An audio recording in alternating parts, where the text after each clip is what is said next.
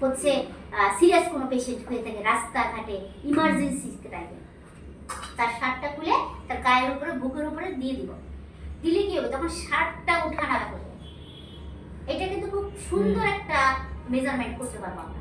শার্টটা উঠানাড়া, এখানে পাচ্ছি না, তাকে দেখতে পাচ্ছি না, তখন আমি কি করবো, গাল লাগাও বুঝতে পারতেছি না যে উঠতেছে না নামতেছে, তখন আমরা কি করবো, তাকে ওই শার্টটা ফেলে দেবো গায়ের উপরে, শার্টটা উঠানাড়া, ওই শার্ট দেখে বুঝতে পারবো যে শ্বাস নিচ্ছে।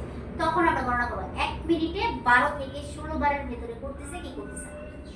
যদি কাজ করতে গিয়ে ক্লিনিকে গিয়ে বইয়ের ভাষায় হচ্ছে 12 থেকে 16 কাজ করতে গেলে, তখন আমরা দেখবো যে তার 22 থেকে 25ও থাকে, ওটা আমরা নর্মালি ধরে নিব।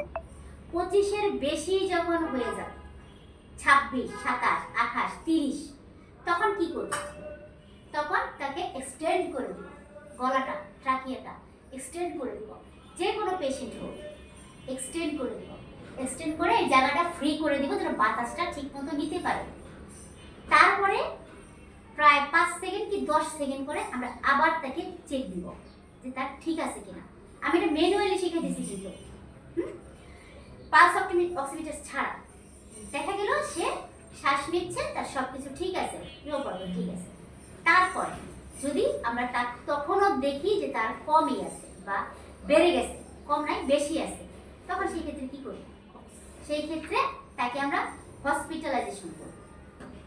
বা হসপিটাল কাছে নাই, ট্রাকিয়া করে দিলাম, তখন তাকে কি করব, চেষ্টা করব ওয়েল ভেন্টিলেশনে দেওয়ার জন্য, ভিড় সরাই দিব, সোজা আমরা ভিড় সরাই। এটা হচ্ছে বাইরের ম্যানেজমেন্ট। ওই সময় তো আমরা অক্সিজেন পাচ্ছি না, কিছু পাচ্ছি না, ঠিক না, যত দ্রুত সম্ভব হসপিটালে নিয়ে যাও।